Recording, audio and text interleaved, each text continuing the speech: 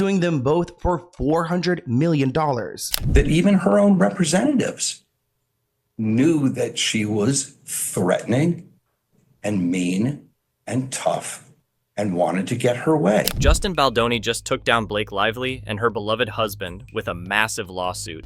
And honestly, it's the kind of karma you love to see. If your wife is sexually harassed, you don't make fun of Justin Baldoni. After Blake's wild and false accusations of harassment, defamation, and invasion of privacy, they had this coming. Baldoni wasn't about to sit quietly, and his response was absolutely ruthless. If your wife is sexually harassed, you don't make fun of Justin Baldoni. You don't make fun of the situation. And let me tell you, there's no room for settlement here. Justin Baldoni tried to end this circus with an apology for something he didn't even do. But Blake Lively decided to play the innocent victim card for some extra publicity.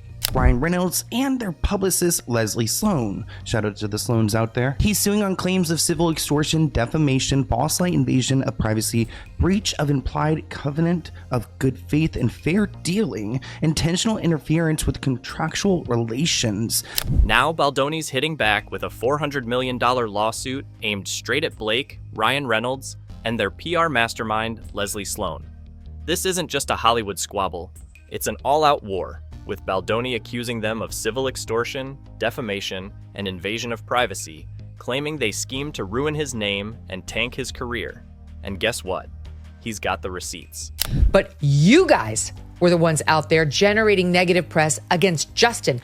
You bullies were the ones who were trying to ruin Justin so you could have your way on all the scenes and all the wardrobe and all the control, and you could feel like the producer and the director when you weren't. The drama is set to hit the courtroom on March 9th, 2026, and Baldoni's team is promising a fireworks show. We're talking emails, texts, and documents that allegedly expose Blake, Ryan, and Leslie's behind-the-scenes antics. And it's full of text messages and details about meetings like the one they had with Ryan Reynolds, Blake Lively, Justin Baldoni, and apparently, though the name is blacked out, there's an assumption, well-founded, that it's Taylor Swift, her BFF, at the Reynolds penthouse in Manhattan. This isn't just about the money. It's about dragging the truth into the light and making sure the power players in Hollywood don't get away with their dirty tricks. Baldoni's lawyer made it crystal clear. Reputations are at stake, and this lawsuit could be the wrecking ball that takes down some of the industry's biggest names. Rumors of a feud began during their promotional tour in August 2024.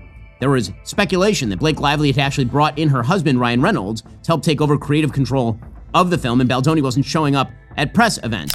Blake Lively, in particular, has taken center stage in this mess, and the accusations are nothing short of jaw-dropping.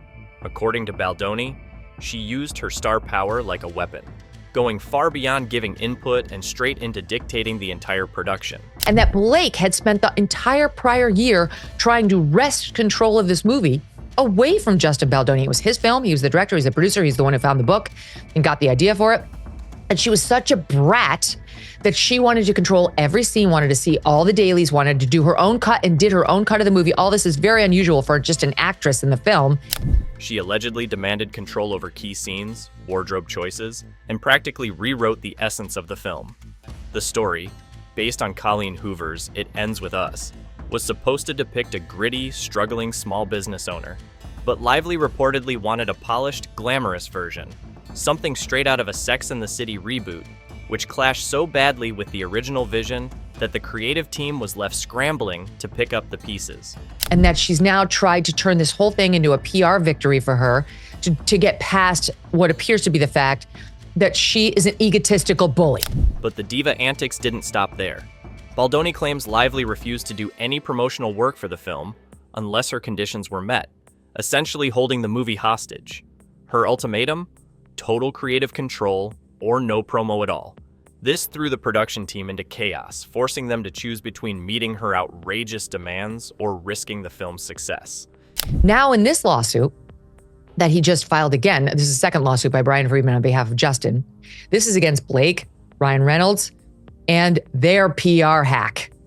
And what they're alleging is that they had nothing to do with that negative round of press that Blake suffered last summer, that it was organic, but that they did have internal PR meetings about what they might have to do because this woman, Leslie Sloan, who works for the Ryan and Blake, was dropping hit piece after hit piece on Justin. And then there's Ryan Reynolds, swooping in like an uninvited guest to stir the pot. Despite not being part of the production, Reynolds allegedly inserted himself into key decisions, backing Lively's vision and adding to the already unbearable tension. One of the biggest issues? Reynolds allegedly took it upon himself to rewrite scenes in It Ends With Us, a film he had no formal role in. He also calls out her husband for getting involved in the writing of the script. He says Blake had done a rewrite of the film's critical rooftop scene where the main characters meet, and they had a meeting at Blake and Ryan's penthouse to discuss it. But now he claims that this felt more like an ambush. According to Baldoni, this wasn't a one-time helpful husband moment. It was a full-on pattern of unauthorized meddling. The rooftop scene, one of the most pivotal moments in the movie, was reportedly butchered to fit Lively's vision. Baldoni claims this rewrite strayed so far from Colleen Hoover's original novel that it derailed the creative direction entirely. They are a powerful couple. It really takes it up a notch when Taylor Swift is involved, because we all know, for whatever reason, Blake and Taylor Swift are very close friends, which does make me question what's going on with Taylor Swift, because nobody likes Blake right now. Then there's the infamous penthouse meeting at Blake and Ryan's New York City home, which Baldoni describes as less of a creative discussion and more of a well-orchestrated ambush. Reynolds allegedly opened the meeting by showering Lively's version of the rooftop scene with praise, practically presenting it as untouchable. Baldoni, sitting in their home, outnumbered by Hollywood royalty, was put in an impossible position. But the source insisted that Taylor did not purposefully plan to be there during the meeting, but it sounds like an admission she was there. Instead, they said she was simply coming over to hang out with her pal, but arrived while the meeting, which was supposed to have been wrapped up, was still going. Okay. Yeah, Mogan said it right. Taylor Swift reportedly joined in, backing up Reynolds and Lively with her own enthusiastic support. What was supposed to be a professional discussion quickly turned into what Baldoni felt was a full-court press to force him into submission.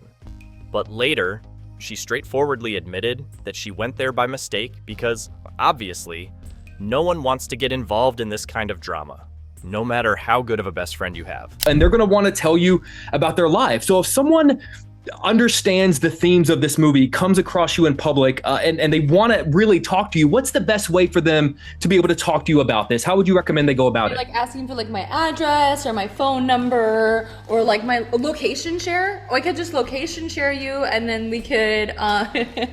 And let's just say, Blake Lively's promotional tactics for It Ends With Us are raising more eyebrows. Instead of shining a spotlight on the film's deeply emotional theme of overcoming domestic violence, Blake decided to turn it into an infomercial for her personal brands. He's also calling her out for trying to sell her alcohol brand and sell her hairline while they're promoting a movie about domestic violence. Whether it was her alcohol company or her hair care line, it felt like every red carpet and interview was more about selling Blake's lifestyle than giving the film the respect it deserved.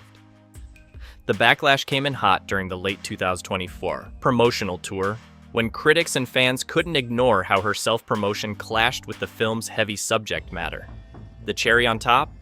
Her alcohol brand's constant appearances during media events, a brand that celebrates luxury and indulgence, all while tied to a movie about the struggles of abuse. She wasn't doing well on the promo tour for the movie. It was very tone deaf. Her hair care line wasn't doing well. She was trying to sell booze while talking about domestic violence. Advocacy groups wasted no time calling this out as both hypocritical and insulting, with many pointing out how alcohol often exacerbates domestic violence. Instead of amplifying the movie's message, Blake's actions pretty much drowned it out in a sea of product placements. And in his opinion, she wasn't prepared, and it started from the wardrobe and the appearance of the character. She wanted to be rich and sexy, kind of like a, Sex and the City vibes. Justin Baldoni, the film's director, apparently tried to intervene, urging Blake to refocus on the story instead of her side hustles. But according to sources, that conversation went south fast. Blake reportedly dug her heels in, claiming her roles as both an actress and entrepreneur gave her the right to use the platform however she wanted. What I make of that is that if your wife is sexually harassed, you don't make fun of Justin Baldoni. You don't make fun of the situation. But just when you thought the drama couldn't get messier, Blake launched a legal grenade in December 2020. She filed a complaint accusing Baldoni of sexual harassment and fostering a hostile work environment during the film's production. This bombshell sent Hollywood reeling, shifting attention away from her promotional missteps and throwing Baldoni into the eye of the storm. People started noticing that Blake seemed sort of bullyish to this person who has far less power and stature in the industry than Blake does. And why did she do that? The timing, though, didn't exactly scream coincidence, coming right when their disputes over creative control and marketing were at their peak.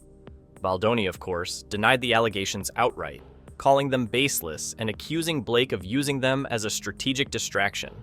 And it's just disgusting when you go after someone, you try to destroy their life, and actually the evidence shows something different. Blake Lively was no victim here. She was in control, she was in power, and she took over this film. His legal team argued that the claims were a calculated move to discredit him and divert attention from her own controversies.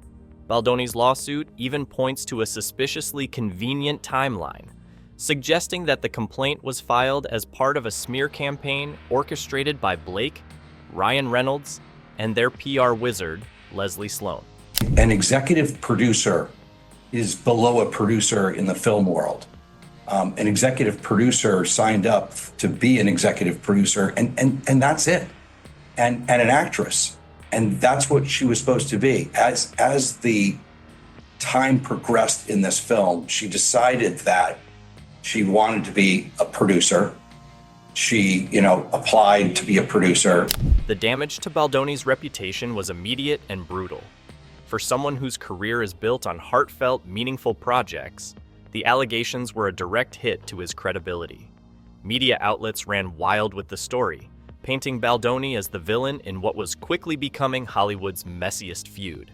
But despite the storm, Baldoni has remained firm in his fight to clear his name. Bossy people who come in and then dictate the PR of the movie because whether they like how they are cut or how they look, and you are hired for a certain position. It just seems like I don't like when actors think they're better than thou, that they can't go and complete their job. His countersuit alleges that this wasn't just a legal ambush. It was an all-out PR assault designed to destroy his career. And let's not forget the PR war that's turned this legal drama into a full-blown Hollywood circus. Baldoni claims Lively's team has been working overtime with major media outlets to spin a narrative that casts her as the heroine of the story.